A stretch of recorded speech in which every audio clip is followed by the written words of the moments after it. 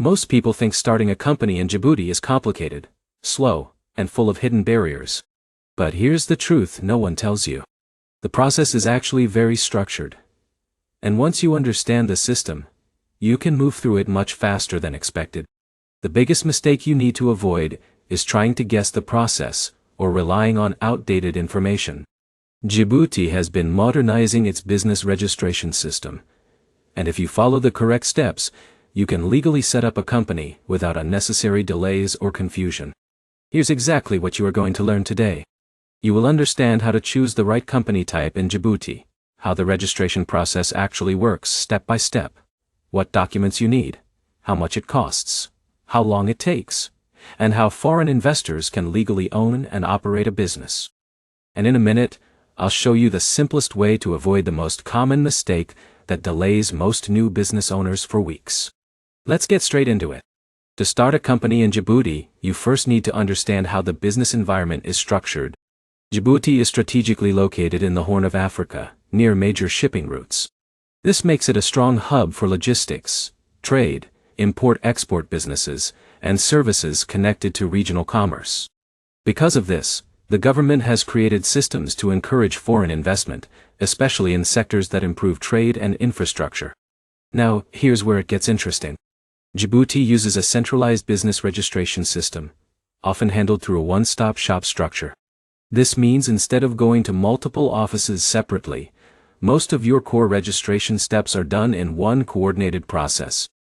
But many people still get stuck because they don't prepare their documents correctly before starting. That small mistake alone can delay everything. Before you register anything, you must choose your company structure. This decision matters more than most people think.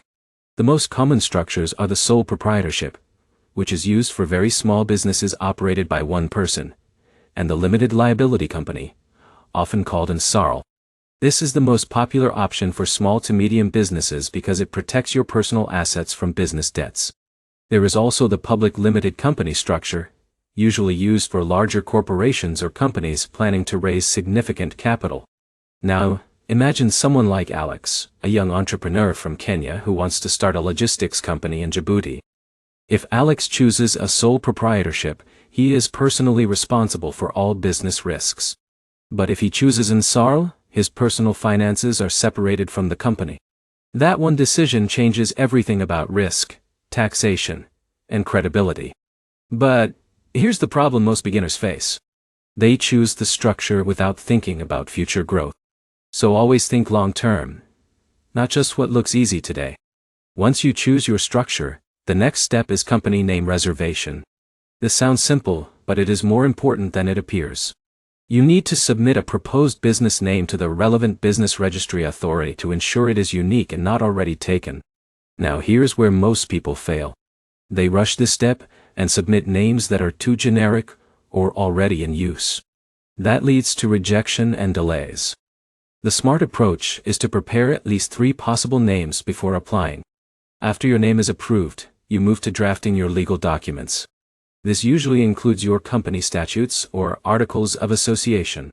These documents define how your company operates, who the shareholders are, how profits are distributed, and what powers the directors have. At this point, many people feel overwhelmed. But let's simplify it. Think of it like creating the rule book for your business. If Alex is setting up his logistics company, his statutes will explain how trucks are managed, how contracts are signed, and how profits are shared between partners. Now, here's the important part. In Djibouti, these documents often need to be notarized. That means a legal notary must officially certify them. This step ensures your company is legally valid and recognized by the state. And in a minute, I'll show you how to avoid a costly mistake many foreigners make during notarization that leads to unnecessary rework. Once your documents are ready and notarized, you proceed to the official business registration process. This is usually done through a centralized business registration office or investment promotion authority. Djibouti has made efforts to simplify this step, especially for foreign investors. You will submit your application form, your notarized documents, proof of identity, and proof of address. If you are a foreign investor, you may also need additional documentation, such as a passport copy and sometimes a residency-related document, depending on the business type. Now here's where things get interesting. Djibouti encourages foreign investment, but certain sectors may have specific conditions.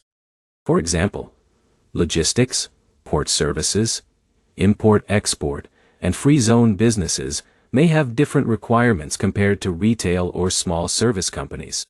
This is why understanding your sector is critical before applying.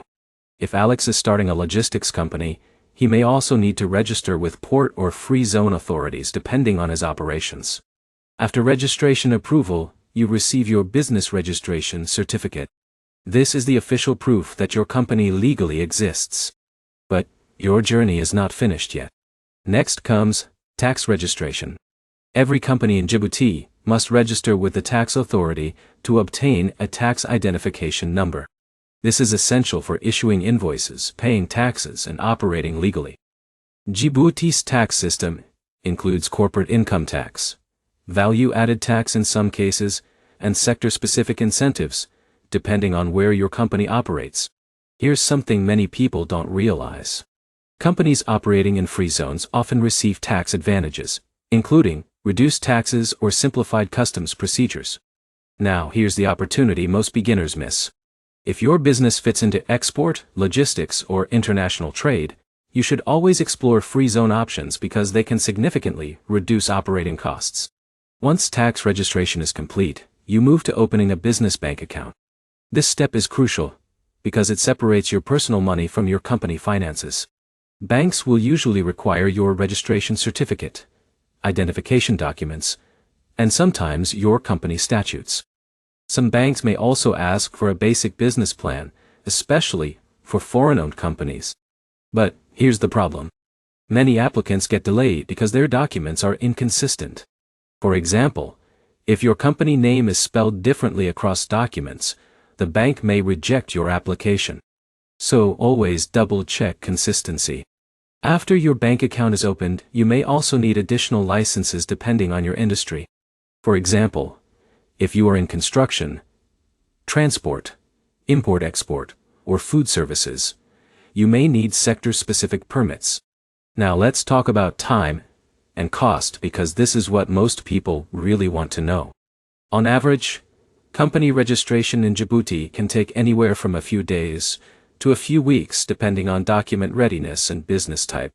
The biggest factor that affects speed is how prepared your paperwork is before submission.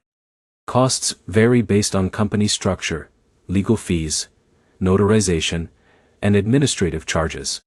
The important thing is not just the cost itself, but avoiding delays that increase indirect expenses like travel, accommodation, or lost business opportunities. Now let's walk through a practical example to make everything clear. Imagine Sarah, an entrepreneur from the United States, wants to start a trading company in Djibouti that imports consumer goods and distributes them across East Africa. First, she chooses an SARL structure to protect her liability. Then she prepares 3 company name options and gets one approved. Next, she drafts her statutes with a local legal advisor, ensuring everything aligns with Djibouti law. She then submits her documents to the registration office, completes notarization, and obtains her business certificate. After that, she registers for tax identification, opens a bank account, and applies for any required import licenses. Within a structured timeline, Sarah now has a fully legal business operating in Djibouti. Now here's where it gets interesting. The difference between success and failure in this process is not complexity. It is preparation. Most delays happen because people start without understanding requirements. Let's talk about common mistakes you must avoid. The first mistake is incomplete documentation. The second is choosing the wrong company structure. The third is ignoring sector-specific licensing requirements. And the fourth is failing to maintain consistency across all legal documents. Each of these mistakes can cost you weeks of delay. Now let's quickly cover ongoing compliance. Once your company is active, you must maintain proper accounting records, file tax returns, and renew any required licenses. This ensures your business remains legally compliant and avoids penalties.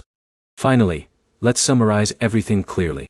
To start a company in Djibouti, you choose your company structure, reserve a name, prepare and notarize legal documents, register your business through the official system, obtain tax identification, open a business bank account, and secure any industry-specific licenses. Once completed, you must maintain compliance through proper reporting and taxation. The benefit of understanding this process is simple. You avoid delays, reduce costs, and launch your business with confidence instead of confusion. If you follow these steps correctly, starting a company in Djibouti becomes a structured and predictable process instead of a stressful one. If you found this guide helpful, make sure to like the video. Drop a comment if you want a breakdown for your specific country or business type, and subscribe for more clear, practical business guides like this. It helps you stay informed and avoid costly mistakes in your entrepreneurial journey.